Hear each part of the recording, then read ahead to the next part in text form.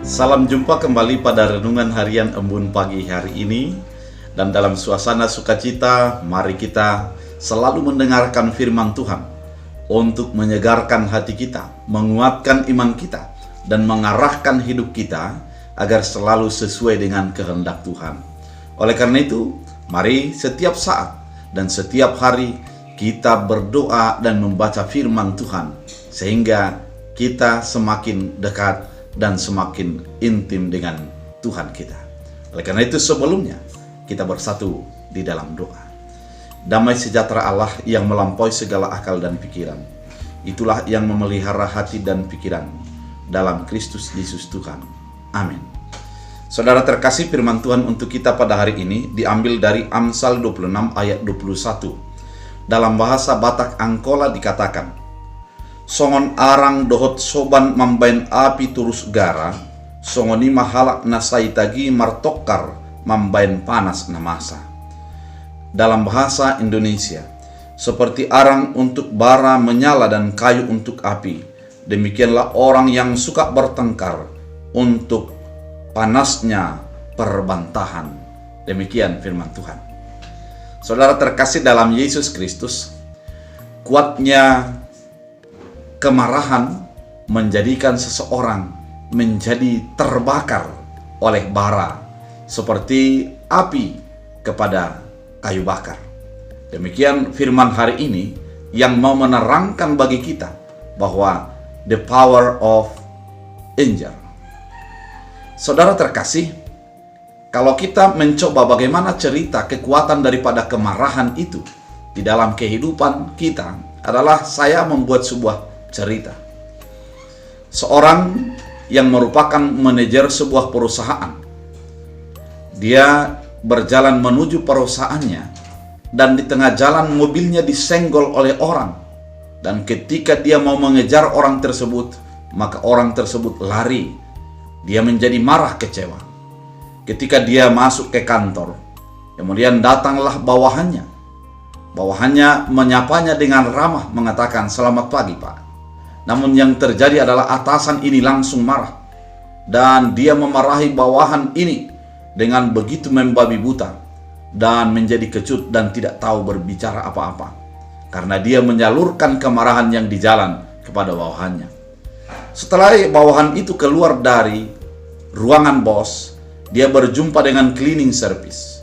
Cleaning service dimarahi dengan membabi buta lagi karena memang dia mendapat kemarahan dari bosnya. Kemudian dia menyemprot cleaning service dengan ungkapan dan kemarahan yang tidak terkontrol. Cleaning service tidak tahu mau berbuat apa lagi. Kemudian dia pada sore hari dengan perasaan kecewa pulang ke rumah. Sang cleaning service yang dimarahi ini sampai di rumah dan bertemu dengan istrinya. Dan dia langsung marah-marah kepada istrinya.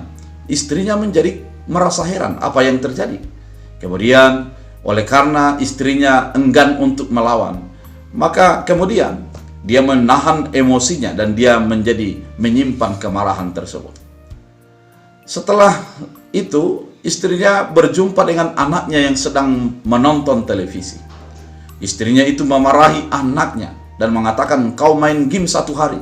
Kemudian dia dimarahi, dipukul dengan perasaan kemarahan yang tidak terkontrol. Kemudian anak-anaknya menjadi takut dan tidak bisa berbuat apa-apa.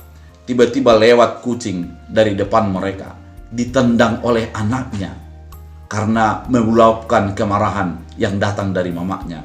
Kemudian kucing tersebut menjadi mati. Demikian kekuatan daripada kemarahan yang tidak terkontrol. Ketika kita menyimpan kemarahan dan membuat kemarahan itu kepada objek yang lain, maka objek yang lain menjadi korban. Dan kita merasa puas, namun orang lain menjadi korban oleh karena kemarahan kita. Dan bisa juga kemarahan itu akan menjadi meracuni diri kita. Karena ketika kita marah, ada sebuah sel-sel ataupun bagian-bagian tubuh kita yang tidak terkontrol. Dan akhirnya kemarahan itu menjadi menggulung dalam diri kita. Dan kita menjadi memiliki sebuah penyakit yang menjadi berbahaya bagi kita. Oleh karena itu, Firman Tuhan kali ini mau mengatakan kepada kehidupan kita bahwa jangan menjadi bertengkar, jangan menjadi suka untuk marah, naik emosi, naik fitnah. Ketika ada terjadi demikian, lebih baik disalurkan melalui hal-hal yang baik. Ketika marah, mulailah dengan mengontrol diri, menarik napas. Kalau menjadi takut menjadi sebuah penyakit yang besar, masuk ke kamar mandi, pukuli air yang ada sehingga tidak ada yang luka. Jangan menjadi pecahkan piring atau pecahkan yang lain, atau merusak yang lain, atau menumbuk dinding, karena itu akan melukai dirimu. Tumbuk air itu, maka akan menjadi bisa melepaskan kemarahan itu. Kalau ingin berteriak, masuk ke kamar, telungkup dan tutup diri dengan bantal. Teriaklah sekuat-kuat mungkin, sehingga kemarahan itu tersalurkan menjadi baik. Daripada kemarahan itu menjadi sebuah pertengkaran, dan pertengkaran itu akan seperti api yang mendapatkan kayu bakar. Dia akan membara dengan cepat dan menghabiskan segalanya dan tidak ada gunanya. Oleh karena itu kehidupan kita adalah kehidupan yang terkontrol. Ketika kehidupan orang percaya itu yang mampu mengenal kemarahannya, kemudian memanajemen kemarahan itu menjadi konstruktif yang bisa dipergunakan untuk sebuah kebaikan.